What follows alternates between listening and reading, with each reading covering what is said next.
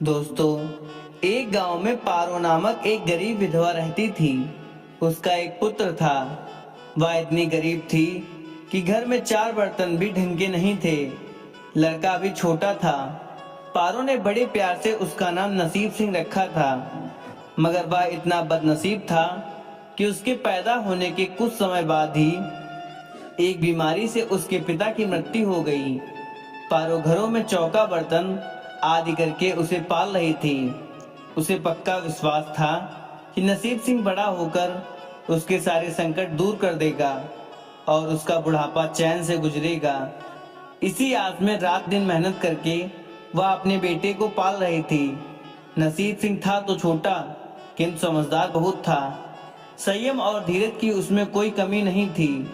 किसी भी बात को गहराई तक जानने की उसमें प्रबल उत्सुकता रहती थी। एक दिन उसने अपनी माँ से पूछा, माँ, हम इतने गरीब क्यों हैं? यह सब तो ईश्वर की मर्जी है बेटे। दुखी स्वर में पारो ने कहा, सब नसीब की बात है। मगर नसीब सिंह यह उत्तर पाकर संतुष्ट नहीं हुआ। वह बोला, ईश्वर की ऐसी मर्जी क्यों है? बेटा, यह तो ईश्वर ही जाने। अगर ईश्वर ही जाने तो ठीक है, मैं ईश्वर से ही पूछ लूंगा कि हम इतने गरीब क्यों हैं। बताओ माँ, बताओ कि ईश्वर कहाँ मिलेगा। पारो तो वैसे ही परेशान रहती थी। अतः उसकी बातों से उकता कर उसने कह दिया, वह जंगलों में रहता है, लेकिन तुम वहां ना जाना। लेकिन नसीब सिंह ने दिल ही दिल में उसी क्षण इरादा बना लिया कि वह ईश्वर को ढूंढेगा और पूछेगा कि आखिर हम इतने गरीब क्यों हैं। एक दिन वह जंगल की ओर चल दिया। जंगल घना और भयानक था। चलते चलते नसीब सिंह बुरी तरह थक गया था, मगर भगवान की परछाई भी उसे दिखाई नहीं दी।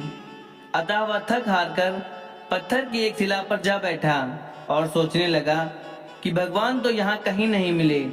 आखिर गरीबी दूर कैसे हो? तभी संयोगवश मृत्यु लोक का भ्रमण करते करते शिव पार्वती उधर ही आ निकले। उन्होंने बच्चे को वहां बैठा देखा तो उन्हें बड़ा अचरज हुआ कि यह अबोध बालक इस बीहड़ जंगल में बैठा क्या कर रहा है। भगवान शिव ने बालक से पूछा, तुम कौन हो बालक, और इस जंगल में बैठे क्या कर रहे हो? तब बालक ने बोला, मैं ईश्वर को ढूंढ रहा हूँ। ईश्वर को? पार्वती चौंकी और पूछा, मगर क्यों? ईश्वर से तुम्हें क्या काम है? मैं उनसे पूछना चाहता हूँ कि हम इतने गरीब क्यों हैं? दूसरों की तरह हम पर भी भाग्य की कृपा क्यों नहीं है? निर्भीक सिंह ने निर्भीकता से उत्तर दिया, माँ पार्वती और भगवान शिव उस बच्चे का साहस देखकर बहुत प्रसन्न हुए। माँ पार्वती तो करुणा की सागर हैं। उन्हें उस बच्चे पर बड़ी दया आई और भगवान शिव से मुखातिब होकर बोली, प्रभु, इस बालक का कुछ कीजिए। हम कुछ नहीं कर सकते पार्वती, क्योंकि इसके भाग्य में यही सब लिखा है। भाग्य देवता के लेख के अनुसार इसे ऐसे ही जीवन भोगना है। नहीं नहीं स्वामी, आपको कुछ करना ही होगा। माँ पार्वती हट करने लगी। जिद ना करो पार्वती, यदि हम उसे कुछ दे भी देंगे तो वह इसके पास नहीं रुकेगा।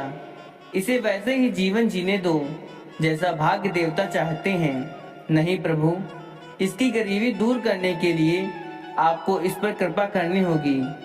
जब माँ पार्वती जिद करने लगी तो भगवान भोले शंकर ने बच्चे को एक हार दे दिया। हार पाकर नसीब सिंह बहुत प्रसन्न हुआ और खुशी खुशी अपने घर को चल दिया। माँ पार्वती संतुष्ट थीं कि उन्होंने एक अबोध बालक की मदद की और अब उसके दिन सुख से कटेंगे। लेकिन त्रिकालदर्शी भोले बाबा जानते थे कि यह हार उसके पास रहेगा ही नहीं। चलते चलते नसीब सिंह के पेट में अचानक दर्द उठा और वह सोच के लिए इधर उधर देखने लगा। उसने भगवान शिव का दिया हार पत्थर की एक शिला पर रख दिया और झाड़ियों के पीछे चला गया। तभी एक चील कहीं से उड़ती हुई आई और उस हार को उठाकर उड़ गई। अरे मेरा हार! सब कुछ भूलकर लड़का चील के पीछे भागा। मगर कब तक वह चील का पीछा करता, कैसे पकड़ता? एक आध पत्थर उठाकर उसने चील को मारने की कोशिश की, किंतु चील अधिक ऊंचाई पर थी। कुछ ही पलों में चील उसकी नजर से ओझल हो गई तो वह बड़ा दुखी हुआ और रोते रोते अपने घर की ओर चल दिया। घर पहुंचकर उसने माँ को सारी बात बताई, मगर पारो को उसकी बात पर बिल्कुल भी विश्वास नहीं हुआ। हाँ, उसकी बात सुनकर थोड़ी सी उदास अवश्य हो गई, लेकिन नसीब सिंह माँ की उदासी देखकर हतोत्साहित नहीं हुआ। उसने मन ही मन निर्णय लिया कि वह कल फिर वहीं जाएगा और भगवान शिव पार्वती को अपनी विपदा सुनाएगा। उसका विश्वास था कि भगवान शिव उस धूर्त चील को अवश्य ही दंड देंगे। भगवान शिव ने पार्वती से कहा, देखो, उसके पास कल वाला हार नहीं रहा। उसे एक चील ले उड़ी और दूसरा हार पाने वह उस चील को दंड दिलवाने की इच्छा के लिए वह लड़का आज फिर आया है। पार्वती देवी ने फिर भगवान शिव से प्रार्थना की, आप चाहे चील को दंड दे या ना दें, किंतु इस लड़के की सहायता करके इसकी निर्धनता दूर करें। हम अब कुछ नहीं कर सकते देवी, ये तुम जिद करती हो तो हम ब्रह्मा से कहते हैं, वही इस बालक की कुछ सहायता करेंगे। कहकर भगवान शिव ने ब्रह्मा जी को बुलाया और सारी बात बताकर आग्रह किया कि आप ही इसकी कुछ मदद करें। तब ब्रह्मा जी ने लड़के को हीरे की एक अंगूठी दे दी। लड़के ने अंगूठी जेब में रखी और खुशी खुशी अपने घर चला गया। उसने सोचा कि वह अब एक पल के लिए भी अंगूठी को अपने से अलग नहीं करेगा। चलते चलते अचानक उसे प्यास लगी। वह सरोवर के किनारे पहुंचा और जैसे ही वह चुल्लू भरकर पानी पीने के लिए झुका, वैसे ही उसके जेब से अंगूठी निकलकर पानी में जा गिरी और इससे पहले कि वह उठाता, एक मछली उसे निगल गई। नसीब सिंह फिर रोते रोते घर आया और माँ को सारी बात बताई। बेटा, जब तक भाग्य में नहीं है तब तक कोई भी चीज नहीं रुकेगी। माँ ने उसे दिलासा देते हुए कहा, जब भाग्य देवता खुश होंगे तो मिट्टी भी सोना बन जाएगी, मगर इस प्रकार किसी के देने से हमारी गरीबी दूर नहीं होगी। उसे समझाकर माँ अपने काम में लग गई, मगर नसीब सिंह भी हार मानने वाला नहीं था। उसने मन ही मन सोच लिया था कि वह कल फिर जाएगा। तीसरे दिन वह फिर जा पहुंचा। शिव और पार्वती उसका यह साहस देखकर बहुत खुश हुए। शिव जी ने इस बार ब्रह्मा जी के पास जाकर बात की कि वह लड़का तो बड़ा साहसी है, इसका कुछ उद्धार किया जाना चाहिए। तब ब्रह्मा जी ने सलाह दी कि हमें भगवान श्री हरि के पास जाना चाहिए, वही इसका कोई हल बताएंगे। अतः वह श्री हरि के पास जा पहुंचे। पूरी बात सुनकर भगवान विष्णु ने नसीब सिंह को कुछ हीरे दिए।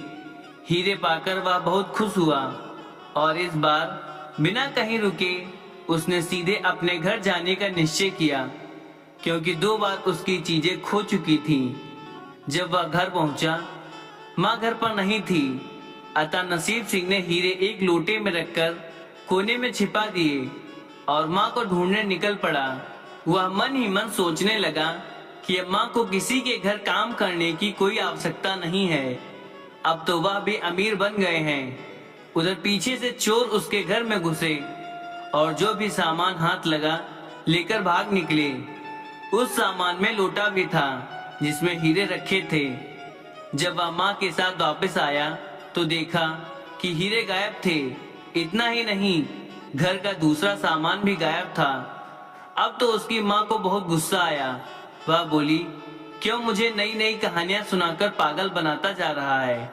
सारा दिन आवारों की तरह इधर इधर भटकता रहता है और शाम को पिटाई के डर से कोई नई कहानी सुना देता है।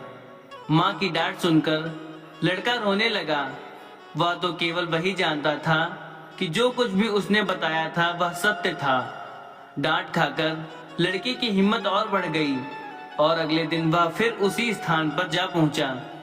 भगवान भोले शंकर सोचने लगे कि इस पर इतनी मुसीबतें पड़ी, लेकिन इसने हिम्मत नहीं हारी। इससे वह बहुत प्रसन्न हुए और भाग्य देवी के पास जाकर बोले, यह लड़का बहुत ही साहसी, हिम्मती और धीरज वाला है। ऐसा व्यक्ति अभागा नहीं हो सकता, इसे कुछ दे दो। आज्ञा पाकर भाग्य की देवी ने नसीब सिंह को सोने का एक सिक्का दिया। सिक्का लेकर नसीब सिंह खुशी खुशी अपने घर को चल दिया। जब उसने घर जाकर वह सिक्का अपनी माँ को दिया तो उसकी माँ बहुत खुश हुई। अब क्योंकि उन पर भाग्य देवी की कृपा हो गई थी, अतः सारे काम ही अपने आप शुभ होने लगे। दूसरे दिन ही एक मछली वाला उसके गांव में मछली बेचने आया तो लड़के ने वही सिक्का देकर मछली खरीद ली। उसकी माँ ने मछली का पेट चीरा तो वह अंगूठी निकली जो ब्रह्मदेव ने उसे दी थी और जो उसकी जेब से तालाब में गिर गई थी।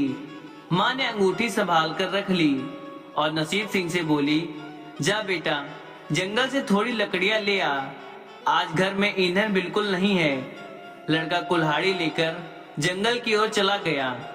वहां जाकर जिस पेड़ पर लकड़ी काटने के लिए चढ़ा वहां उसी चील का घोंसला था जो उसका हार उठाकर ले गई थी। लड़के ने देखा कि चील कहीं आसपास नहीं थी।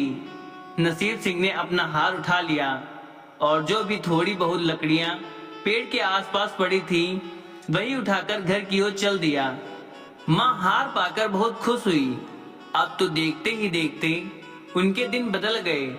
घर में किसी चीज का कोई अभाव नहीं रहा। फिर ईश्वर की कुछ ऐसी करनी हुई कि जो चोर उसके घर से हीरे चुरा कर ले गए थे उन्हें सपने में महादेव ने चेतावनी दी कि जो हीरे उस लड़के के घर से चुरा कर लाए थे वे तुरंत वापस कर दो, वरना तुम्हारा सर्वनाश कर दूंगा। चोर उसी दिन हीरे उसके घर पर दे गए और अपनी गलती के लिए माफी भी मांगी। इस प्रकार उस अभागे का भाग्य चमक उठा। अब उनके घर में किसी चीज की कमी नहीं थी और उनकी गरीबी सदा के लिए समाप्त हो गई। दोस्तों, अगर वीडियो अच्छी लगी हो तो एक लाइक शेयर जरूर करें। धन्यवाद। जय जय श्री राधे।